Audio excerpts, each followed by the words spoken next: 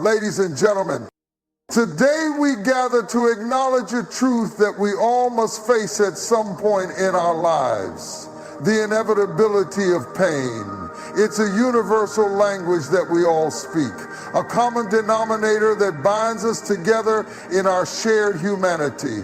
Whether it's the loss of a loved one, the end of a relationship, a health crisis, or a personal failure, we've all been to that place where the weight of our circumstances seems too much to bear. Beyond the facade, we live in a world where it's easy to hide behind masks of perfection, to present a facade of strength and happiness to the world, even when we're dying inside. But I want you to know that it's okay to not be okay. It's okay to say, I'm hurting, without fear of judgment or rejection. Because when we're brave enough to be vulnerable, to be authentic, that's when the healing can begin. The transformative power of adversity. Adversity has a way of stripping us bare, of revealing our true character, and of testing our resolve. But it's in these moments of darkness that we discover our greatest opportunities for growth. It's when we're forced to confront our deepest fears, to question our beliefs, and to seek answers to life's toughest questions. And it's through this process that we emerge stronger, wiser, and more resilient. The danger of isolation. When life is hurting, it's easy to withdraw, to isolate ourselves from the world, and to suffer in silence. But I want to warn you, my friends, that isolation is a dangerous place to be. It's a place where hope goes to die, where faith is tested, and where the enemy of our souls seeks to destroy us. We were created for community, for connection, and for relationship. So don't be afraid to reach out, to seek help, and to surround yourself with people who care. Redemption and restoration. But even in the midst of great pain and hurt, there is always hope. There is always the possibility of redemption, of restoration, and of renewal. It's the promise of a new beginning, a fresh start, and a chance to rewrite our story. And it's available to each and every one of us, regardless of our past, our present, or our circumstances. So hold on to hope, my friends, and never let it go. Emerging stronger.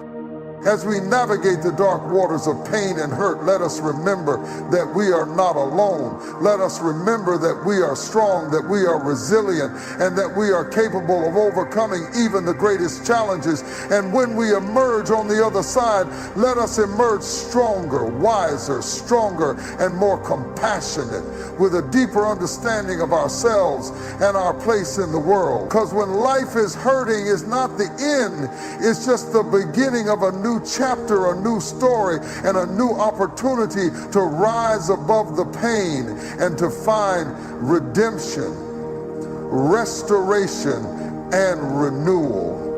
The universality of pain is a profound truth that binds us all together. It's a common thread that weaves its way through every culture, every community, and every individual's life. Regardless of our background, our socioeconomic status, our education, and our accomplishments, we all experience pain.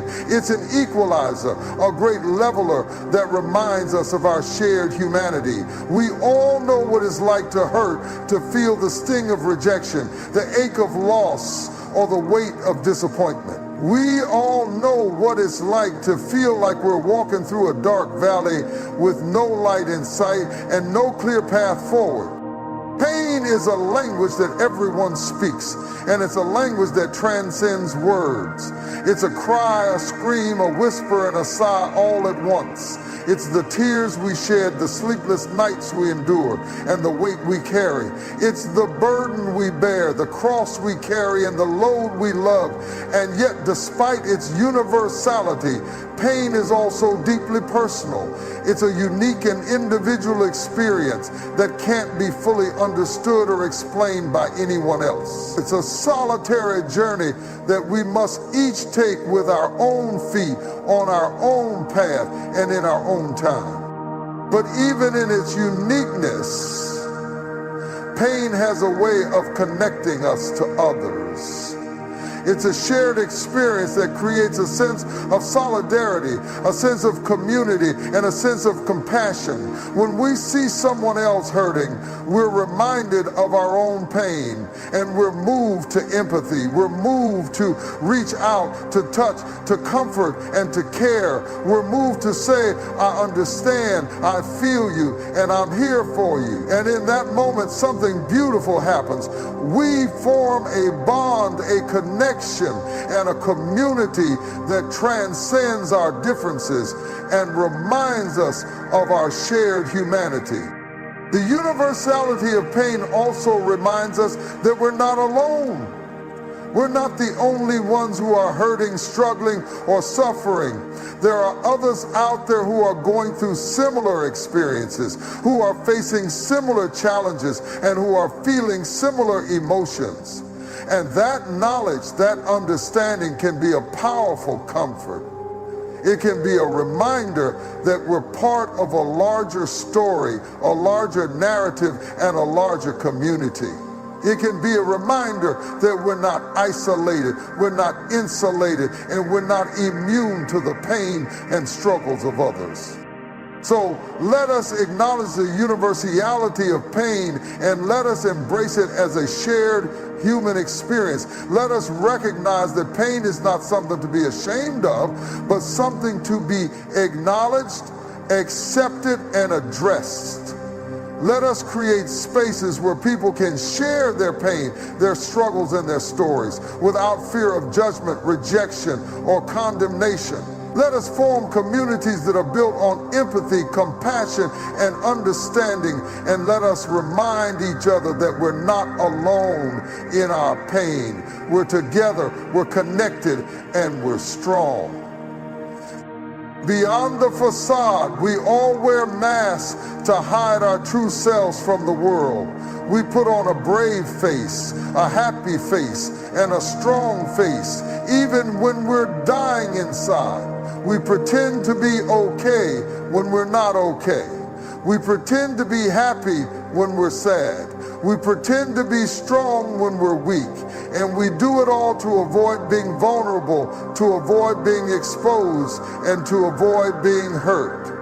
But the truth is, these masks are suffocating us. They're suffocating our true selves, our true emotions, and our true experiences. They're preventing us from being authentic, from being real, and from being honest. We're living in a world where everyone is pretending to be someone they're not. We're living in a world where social media presents a curated version of people's lives, where everyone seems to be perfect, happy, and successful. But behind the screens, behind the filters, and behind the masks, people are struggling. They're struggling with anxiety, depression, fear, and doubt. They're struggling to make ends meet, to find purpose, and to feel fulfilled. And they're struggling to be themselves, to be authentic, and to be real. But what if we stopped pretending? What if we stopped wearing masks and started being real? What if we started sharing our true selves, our true emotions, and our true experiences, What if we started being vulnerable, being open, and being honest? I believe that's when the healing can begin. That's when we can start to connect with each other on a deeper level, to form meaningful relationships, and to build strong communities. That's when we can start to break down the walls that separate us, to tear down the masks that hide us, and to reveal our true selves. When we're brave enough to be vulnerable, to be authentic, and to be real, we open ourselves up to the possibility of connection, of community, and of healing. We open ourselves up to the possibility of forming deep and meaningful relationships, of finding true friends, and of building strong and supportive communities. We open ourselves up to the possibility of being seen, being heard, and being understood. And we open ourselves up to the possibility of being ourselves without fear of judgment, rejection, or condemnation. But it's not easy. It takes courage to be vulnerable, to be authentic, and to be real. It takes courage to take off the mask, to reveal our true selves, and to be exposed. It takes courage to be honest, to be open, and to be transparent. And it takes courage to trust that others will accept us, will love us, and will support us, not despite our flaws and imperfections, but because of them. So let us be brave, let us be courageous, and let us be real. Let us take off our masks, let us reveal our true selves, and let us be vulnerable. Let us be authentic, let us be honest, and let us be open, and let us trust that in doing so we will find connection, community, and healing. The transformative power of adversity is a profound and mysterious force that can shape us in ways we never thought possible. It's a crucible that can refine us, a fire that can purify us, and a storm that can transform us.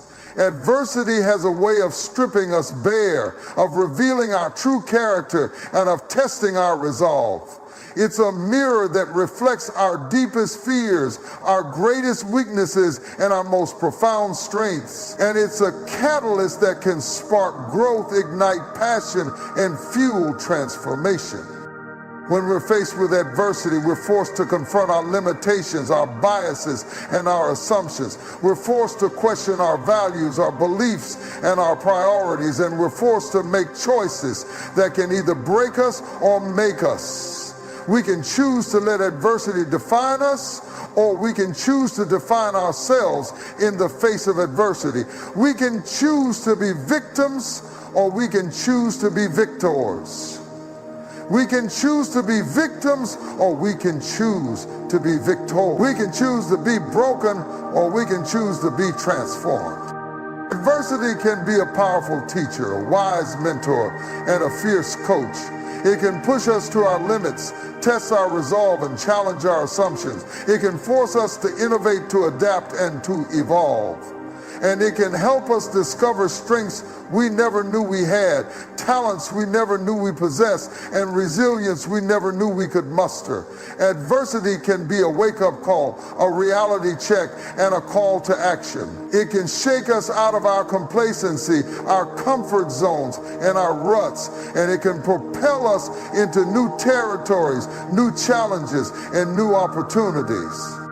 But the transformative power of adversity is not just about what happens to us, it's also about how we respond to it. It's about our attitude, our mindset, and our perspective. It's about whether we see adversity as a curse or a blessing, as an obstacle or an opportunity, as a threat or a challenge. It's about whether we let adversity break us or whether we use it to break through to new levels of growth, new depths of understanding, and new heights of achievement.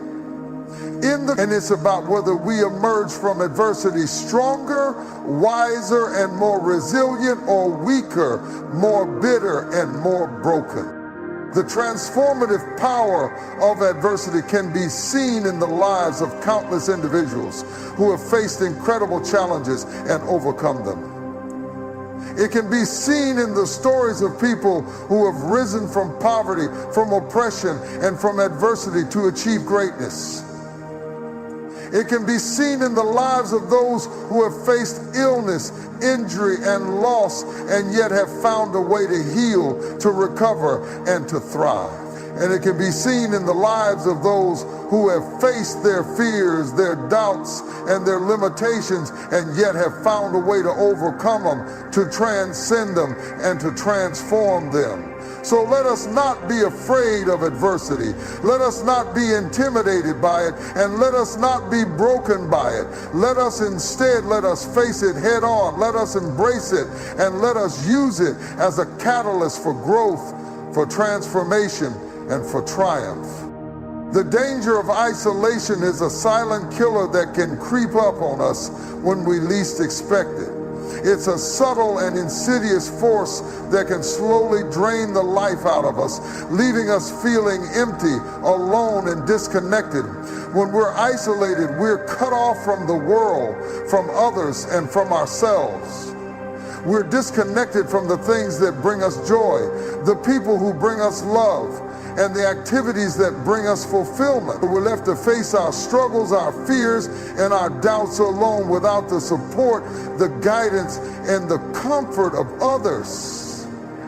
I let God handle my money. Isolation can be a result of many things, including trauma, loss, and adversity. It can be a coping mechanism, a way to avoid the pain and the discomfort of our emotions.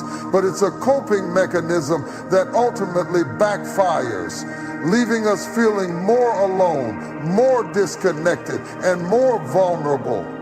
When we're isolated, we're more susceptible to negative thoughts, negative emotions, and negative behaviors. We're more likely to spiral down into depression, anxiety, and despair. And we're more likely to lose touch with our values, our passions, and our purpose. The danger of isolation is that it can be a self-reinforcing cycle. The more we isolate ourselves, the more isolated we feel. The more isolated we feel, the more we withdraw from others. And the more we withdraw from others, the more isolated we become. It's a vicious cycle that can be difficult to break, but it's not impossible. We can break the cycle of isolation by reaching out to others, by connecting with others, and by building relationships with others. We can break the cycle of isolation by finding community, by finding support, and by finding love. When we're isolated, we're not just hurting ourselves, we're also hurting those around us. We're hurting our loved ones, our friends, and our community. We're hurting those who care about us, those who want to help us, and those who want to support us. And we're hurting ourselves, our own well-being, and our own potential. We're limiting our growth, our development, and our progress. We're limiting our ability to learn, to adapt, and to evolve. And we're limiting our ability to connect, to love, and to be loved. The danger of isolation is that it can lead to a life of quiet desperation, a life of loneliness, and a life of disconnection. It can lead to a life of regret, a life of what ifs, and a life of if onlys. But it's not too late to change. It's not too late to break the cycle of isolation. And it's not too late to connect with others. We can start by reaching out to a friend, a family member, or a neighbor. We can start by joining a community, a group, or a club. We can start by volunteering, by helping others, and by giving back. And we can start by being kind, by being compassionate, and by being empathetic. So let us not wait any longer. Let us not hesitate any longer. And let us not isolate ourselves any longer. Let us connect, let us reach out, and let us build relationships that bring us joy, love, and fulfillment. Redemption and restoration are two of the most powerful and transformative forces in the human experience. They are the promise of a new beginning, a fresh start, and a fresh start. They are the opportunity to make amends, to heal, and to recover from the wounds of the past. Redemption and restoration are not just about fixing what's broken, but about making it better than it was before. They are not just about healing the wounds, but about making the scars a reminder of the strength and resilience that lies within. Redemption is the process of making things right, of restoring balance and harmony to our lives. It's the act of taking responsibility for our mistakes, our failures, and our shortcomings. It's the courage to face our flaws, our weaknesses, and our fears, and to work towards overcoming them. Redemption is not just about personal growth, but about becoming a better version of ourselves. It's about learning from our mistakes and using those lessons to become wiser, more compassionate, and more empathetic. Restoration, on the other hand, is the process of rebuilding and renewing what's been damaged or destroyed. It's the act of taking the broken pieces of our lives and putting them back together again. It's the process of healing the wounds, of mending the tears, and of restoring the beauty and the wonder of our lives. Restoration is not just about fixing the external, but about healing the internal. This is about restoring our sense of purpose, our sense of meaning, and our sense of direction. Together, redemption and restoration offer us a powerful and transformative journey. They offer us the chance to leave the past behind, to let go of the guilt, the shame, and the regret, and to step into a brighter, more hopeful future. They offer us the chance to rediscover ourselves, to rekindle our passions, and to reignite our sense of purpose. They offer us the chance to make amends, to heal, and to recover, and to emerge stronger, wiser, and more resilient than ever before. Redemption and restoration are not just individual experiences, but also collective ones.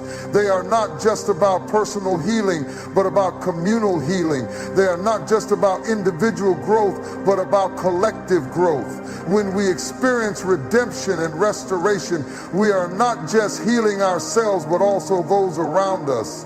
We are not just restoring our own lives, but also the lives of our loved ones, our communities, and our world. They have the power of redemption and restoration lies in their ability to transform us from the inside out. They have the power to change our hearts, our minds, and our souls. They have the power to awaken us to new possibilities, new opportunities, and new perspectives. They have the power to help us see the world in a new light, to see ourselves in a new light, and to see others in a new light. They have the power to break down the walls that separate us, to build bridges of understanding, and to create a more just, more compassionate, and more loving world. So let us embark on this journey of redemption and restoration. Let us take the first step, and then the next, and then the next. Let us be brave, let us be courageous, and let us be open to the possibilities that lie ahead. Let us trust in the power of redemption and restoration, and let us trust in ourselves. Let us remember that we are not alone, that we are not broken, and that we are not beyond repair. Let us remember that we are strong, we are resilient, and we are capable of overcoming even the greatest challenges. And let us remember that redemption and restoration are always available to us, always waiting for us, and always waiting for us, and always ready to transform us into the best version of ourselves. Emerging stronger is a journey that requires courage, resilience, and determination. It's a journey that takes us through the darkest of times, but ultimately leads us to the brightest of places. It's a journey that tests our limits, pushes us to our boundaries, and forces us to confront our deepest fears and doubts. But it's also a journey that transforms us, that strengthens us, and that helps us discover our inner power and potential.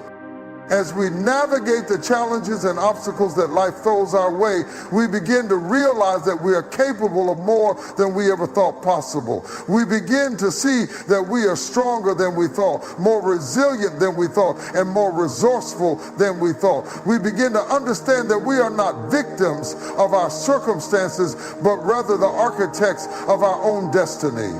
We begin to take ownership of our lives, our choices, and our decisions. And we begin to emerge stronger, wiser, and more confident with each passing day. The process of emerging stronger is not always easy, and it's not always linear. There are twists and turns, ups and downs, and moments of uncertainty and doubt. But with each step forward, with each challenge overcome, and with each obstacle surmounted, we grow stronger, more resilient, and more determined.